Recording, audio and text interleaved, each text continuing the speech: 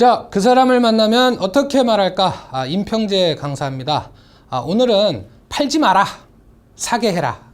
이 제목으로 준비를 해봤습니다. 여러분도 보험 많이 팔고 싶으시죠? 저도 그렇습니다. 그래서 정말 끊임없이 어떻게 하면 보험을 효과적으로 자신있게 당당하게 고객님들께 전달할 수 있을까, 이거를 많이 고민을 해왔었습니다.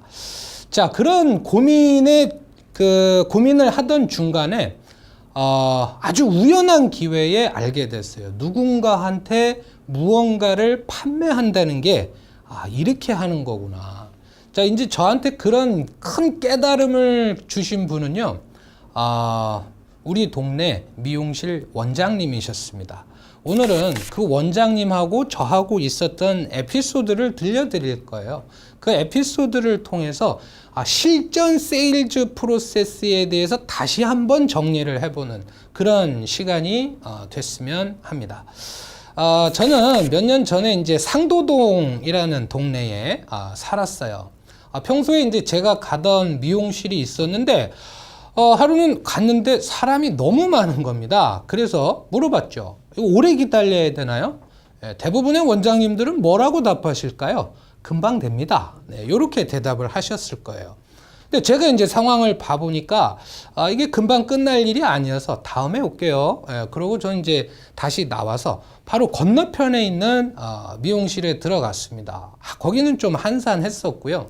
이제 신문을 잠깐 보고 있으니까 원장님이 앉아라 해서 이제 자리에 앉았어요. 근데 저는 그 미용사에게 바라는 게 딱 두 가지입니다. 제 머리를 저한테 어울리게 깎아줘라. 이게 첫 번째고요. 두 번째면 가능하면 말 시키지 말고 조용히 그냥 깎아주셔라. 이게 이제 두 번째인데 그 미용사는 다행스럽게도 둘 다 해당이 되는 미용사였어요.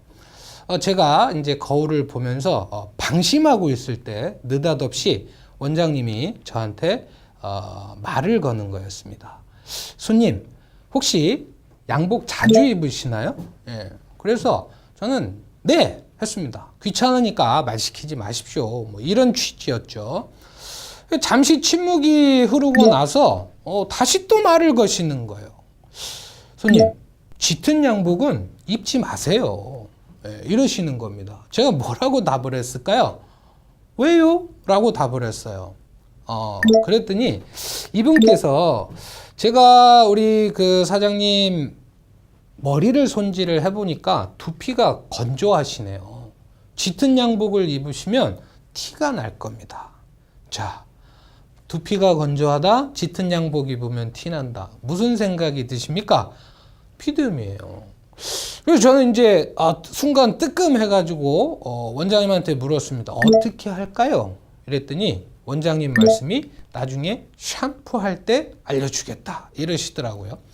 여러분, 살면서 머리 감는 시간이 기다려졌던 적 있으세요? 전 이때 기다려졌었습니다. 드디어 머리 감는 시간이 왔습니다. 뭔가 이제 샴푸하고 뭐 다른 뭔가를 이렇게 찍 짜시더라고요. 그러더니 제 머리를 감겨 주시는데 이 말씀을 하셨던 것 같아요. 손톱으로 이렇게 긁으면서 감지 말라는 겁니다. 마사지를 하면서 이렇게 부드럽게 감으라는 거예요. 근데 샴푸 때문인지 이분의 손길 때문인지 아니면 다른 뭐 때문인지 몰라도 이 머리를 감는 순간에는 그동안 경험해보지 못한 정말 색다른 시원함을 느꼈어요. 와, 이거 뭐지? 되게 시원하네. 이런 생각을 하고 있는데 원장님은 그 뒤로 뭐 아무런 말씀이 없으셨습니다. 자, 그러고 이제 손질이 다 끝나고 계산할 때가 됐어요. 제가 궁금해서 물어봤습니다. 원장님, 아까 그거 뭐예요? 그랬더니 이 상품을 딱 드시면서 이거요? 이거 영양제입니다. 이러면서 이 상품에 대해서 막 설명을 하는 겁니다.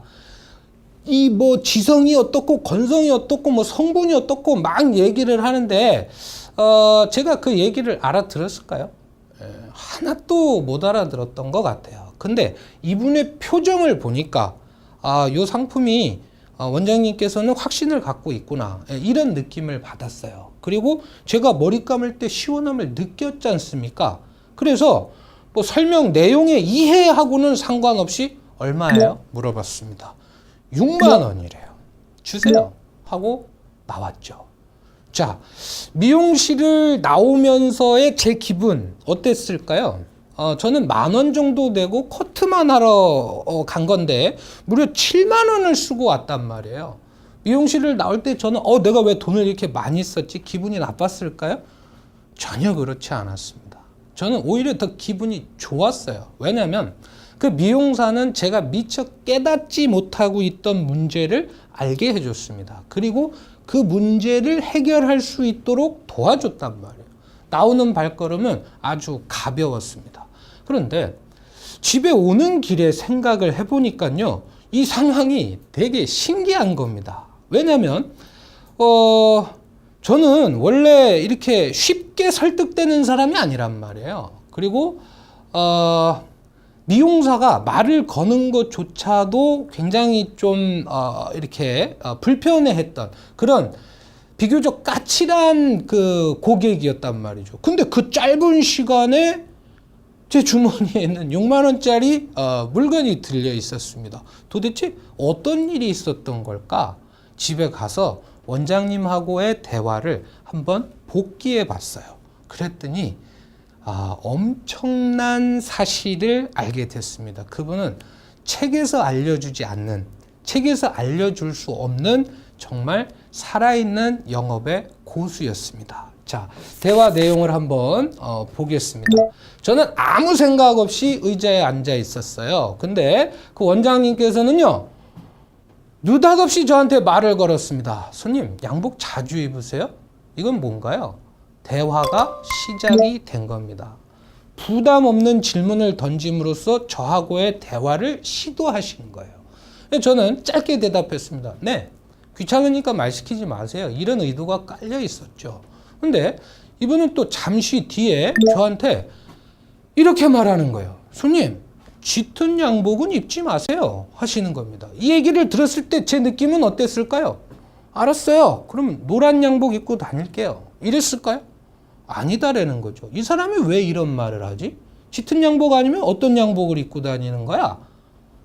왜요? 라고 대답을 했어요. 왜요? 라고 대답을 하는 순간 뭐가 시작된 거냐면 그 원장님과 저와의 대화가 시작이 된 거죠. 대화에 제가 참여를 하게 된 겁니다. 그랬더니 이분은요, 이렇게 말씀을 하셨습니다. 제가 손님 머리를 손질해 보니까요, 두피가 건조하세요. 그런 상태에서 짙은 양복 입으시면요, 티납니다. 자, 이 비듬이라는 민감한 문제를요, 저의 입장을 배려하면서 상당히 세련된 방식으로 저한테 문제가 있다라는 것을 인식시키셨습니다. 그리고 나서 제가 어떻게 할까요? 라고 얘기를 했죠. 어떻게 할까요? 라는 저의 대답에 대한, 저의 질문에 대한 이 원장님의 반응이 저를 구매로 이끈 결정적인 요인이었어요. 만약에 이 상황에서 어떻게 할까요? 라고 했을 때 원장님이 자, 이거 한번 써보세요. 라고 이때 상품 설명을 했다라면은 저는 뭔가 낚이는 기분이 들었을 겁니다. 6만 원이 아니라 6천 원이라 하더라도 마음의 문을 딱 닫고 그냥 설명만 듣고 말았을 거다는 얘기죠. 근데 이분은 참았습니다. 샴푸할 때 알려드릴게요. 참고 기다렸어요. 그러다 보니까 저의 관심은 관심대로 높아졌고요. 이분에 대한 신뢰는 신뢰대로 높아질 수 있었던 거죠. 마침내 머리 감는 시간이 됐을 때 이분은 느끼게 해줬습니다. 자, 시원하지? 시원하지? 이렇게 하면 네 문제는 해결될 수도 있어. 왠지 그런 느낌을 받았다라는 거죠. 그리고 나서 제가 상품에 관심을 표명했을 때 확신에 찬 모습으로 제품에 대해서 설명을 했고, 저는 뭐 설명 내용을 제가 이해해서 한 게 아닙니다. 이 사람의 표정, 이 사람의 표정을 보면서 믿고 살만하네 달라고 했던 거죠. 자, 이 원장님이, 미용실 원장님이 저한테 하신 내용을 한번 글로 풀어보면 이렇습니다. 양복 자주 입으세요? 부담 없는 질문으로 대화를 시도를 했어요. 두 번째, 짙은 양복 입지 마세요. 호기심을 유발하는 질문으로 저를 대화에 자연스럽게 참여를 시켰습니다. 그 다음에 짙은 양복 입으시면 티납니다. 이 비듬이라는 저의 좀 문제를 아주 그 세련된 방식으로, 거부감이 없는 세련된 방식으로 저한테 문제가 있다라는 걸 인식시켰고요. 참을 줄도 알았죠. 그리고 확신에 찬 모습으로 기회가 왔을 때 설명을 했고요. 그것이 이제 저를 구매로 이끌었다. 자, 이 원장님을 통해서 제가 확실히 알게 됐습니다. 판매의 시작은 말을 거는 겁니다. 그리고 이 판매 상담이라는 거는 그동안 생각해보지 않았던 고객의 문제, 거기에 대해서 생각해 볼 수 있게끔 돕는 거예요. 그리고 기다리면서 이 사람이 문제가 해결될 수 있다라는 거를 알게 될 때까지 기다리고 관리하면서 관심을 가져준다라면은 우리가 억지로 팔려고 하지 않아도 고객은 사게 되는구나. 이걸 깨달았습니다. 자, 어떻습니까? 여러분들 준비되셨나요?